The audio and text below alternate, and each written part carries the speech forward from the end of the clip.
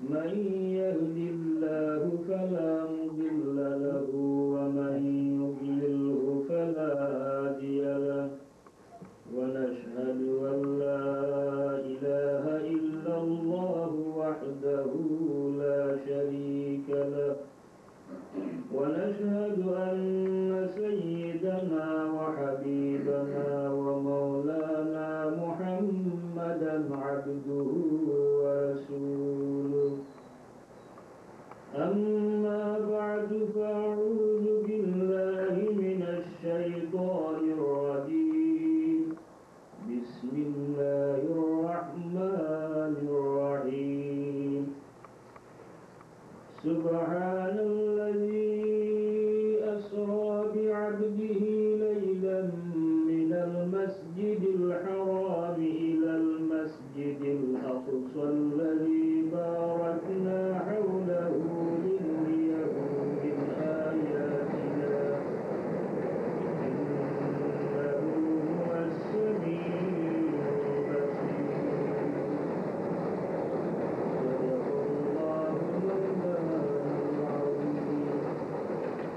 وقال تعالى مخبرا وآمرا إن الله وملائكته يصلون على النبي يا أيها الذين آمنوا صلوا عليه وسلموا تسليما اللهم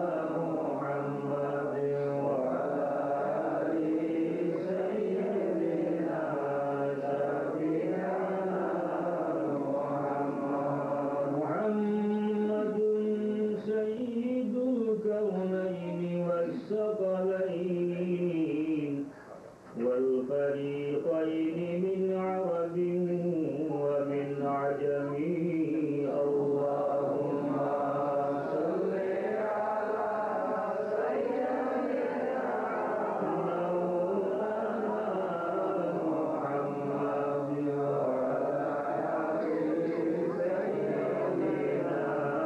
شفيعنا محمد نبينا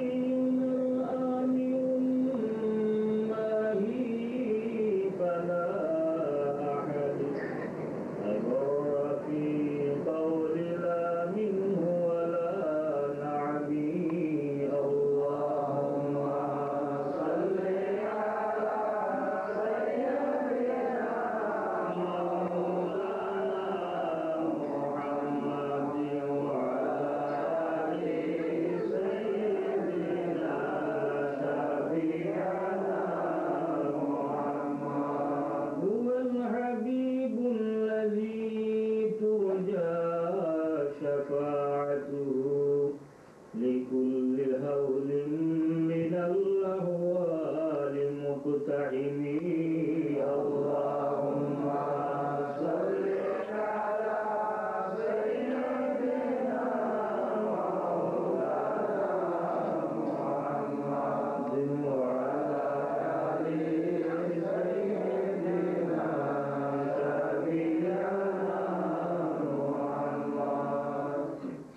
محترم हाजिरीन अल्लाह पाक रब्बुल आलमीনের দরবারে অসংখ্য অগণিত শুকরিয়া জানাই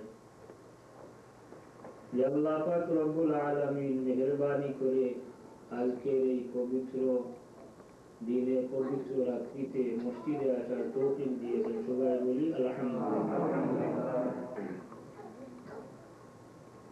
আজকের যে রাত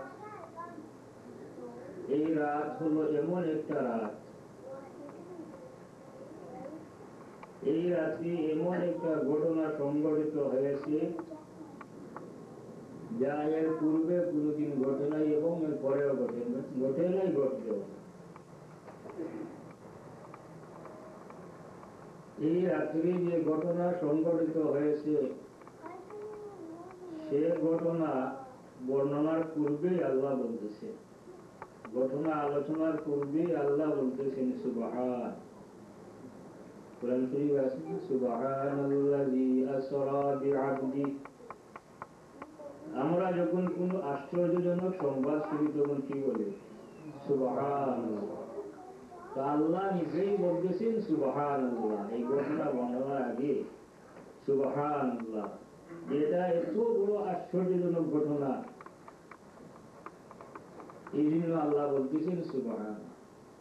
এই সুবহান বর্ণনা করার আরেক মুফাসসিরিনে কেরাম আরেকটা ব্যাখ্যা করেন, যেহেতু আল্লাহ পাক রব্বুল আলামিন তার হাবিব মুহাম্মদুর রাসূলুল্লাহ সাল্লাল্লাহু আলাইহি ওয়াসাল্লামকে এই মসজিদে হারাম থেকে মসজিদে আকসা থেকে আরশে আজিমুল্লাহ মকান পর্যন্ত নিয়ে গেছেন, তাহলে মানুষ মনে করতে পারে যে আল্লাহর কোনো প্রয়োজন ছিল, এই জন্য আল্লাহ ওনাকে নিয়ে গেছেন সেখান পর্যন্ত। এই জন্য সেই সন্দেহ আল্লাহ দূর করে দিলেন সুবহানাল্লাহ। সুবহানা শব্দের আরেকটা অর্থ হলো পবিত্র।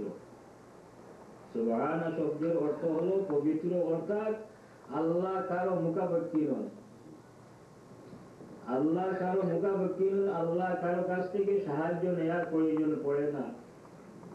আল্লাহ পাক রব্বুল আলামিন আজকে এই রাত্রিতে, এই 27শে রজবের রাত্রিতে তার হাবিব মুহাম্মদুর রাসূলুল্লাহ সাল্লাল্লাহু আলাইহি ওয়াসাল্লামকে তার কাছে নিয়ে গেছেন। রাসূলুল্লাহ সাল্লাল্লাহু আলাইহি ওয়াসাল্লামের এটা একটা বড় মুজিজা যে এই রাত্রির কিছু অংশের মধ্যে, যেখানে মসজিদে হারাম থেকে বাইতুল্লাহ থেকে মসজিদে আকসা পর্যন্ত যেতে লাগে 1 মাস এবং আসতে লাগে 1 মাস, 2 মাস সময় লাগে যাতায়াত করতে। সেখানে রাতের কিছু অংশের মধ্যে হুজুর আকরাম সাল্লাল্লাহু আলাইহি সাল্লাম দিয়ে ভ্রমণ করে আসলেন, সেটাকে আশ্চর্যজনক নয়, সেটাকে একটা অলৌকিক ঘটনা নয়, নিশ্চয়ই একটা অলৌকিক ঘটনা। এই জন্য দেখা যায় তখনকার মুশরিক যারা ছিল তারা এই ঘটনাকে বিশ্বাস করে নিতে পারে না। হুজুর আকরাম সাল্লাল্লাহু আলাইহি ওয়াসাল্লাম যখন মিরাজের রজনীতে আরশে আজিম থেকে ঘুরে আসলেন, আসার পরে কাবা শরীফের পাশে বসে আছেন, আবু জেহেল দেখলো হুজুর আকরাম সাল্লাল্লাহু আলাইহি ওয়াসাল্লাম বসে আছেন। বলল, হে মুহাম্মদ সাল্লাল্লাহু আলাইহি ওয়াসাল্লাম, হে মুহাম্মদ, আজকে কি তুমি আরো নতুন কোনো আজগুবি কোনো কথা বলবে? হুজুর আকরাম সাল্লাল্লাহু আলাইহি ওয়াসাল্লাম বলতেছেন যে আমি কোনো ইতস্তত না করে সাথে সাথে বললাম যে হ্যাঁ, আজকেও আমি কিছু বলবো, এবং যা বলবো তা হলো যে আমি আজকে রাতে কিছু অংশের মধ্যে এই মসজিদে হারাম থেকে মসজিদে আকসা এবং মসজিদে আকসা থেকে আরশে আজিমুল্লাহ মকান থেকে আমি ফিরে আসছি। আবু জেহেল বলল, বুঝতে পারলাম যে তোমার মাথা খারাপ, নিশ্চয়ই তুমি একটা পাগল। কারণ একজন মানুষের দ্বারা, তাদের বিশ্বাস ছিল যে একজন মানুষের দ্বারা এই কিছু সময়ের মধ্যে এতটুকু জায়গা ভ্রমণ করা সম্ভব নয়, আর যেহেতু উনি মানুষ, আমাদের মতো একজন মানুষ, তার দ্বারা কিভাবে এটা সম্ভব হবে? এই জন্য তারা এটা বিশ্বাস করতে পারে না। আবু জেহেল হুজুর আকরাম সাল্লাল্লাহু আলাইহি ওয়াসাল্লামকে বলল, হে মুহাম্মদ সাল্লাল্লাহু আলাইহি ওয়াসাল্লাম, তুমি যে আমার কাছে যে কথাটা প্রকাশ করেছো যে তুমি রাতের কিছু অংশের মধ্যে মসজিদে হারাম থেকে মসজিদে আকসা থেকে আরশে আজিমুল্লাহ মকান পর্যন্ত ফিরে এসেছো, এই ঘটনা কি মানুষের কাছে, সর্বসাধারণ মানুষের কাছে কি এই ঘটনাটা তুমি বর্ণনা করবে? হুজুর আকরাম সাল্লাল্লাহু আলাইহি ওয়াসাল্লাম বললেন, কেন বলবো না, নিশ্চয়ই আমি বলবো। আবু জেহেল গিয়ে সবাইকে ডেকে নিয়ে আসলো। আসার পরে যখন সবাই সমবেত হয়ে গেল, তখন হুজুর আকরাম সাল্লাল্লাহু আলাইহি ওয়াসাল্লামকে বলল যে তুমি আমার কাছে যে কথাটা বর্ণনা করেছিলে সেই কথাটা এখন মানুষের সামনে বলো। হুজুর আকরাম সাল্লাল্লাহু আলাইহি ওয়াসাল্লাম মানুষের কাছে এই ঘটনা বর্ণনা করেন। আবু জেহেল হযরত আবু বকর রাদিয়াল্লাহু তাআলা আনহুকে বলল, হে আবু বকর, তুমি তো অনেক জ্ঞানী বয়স্ক লোক,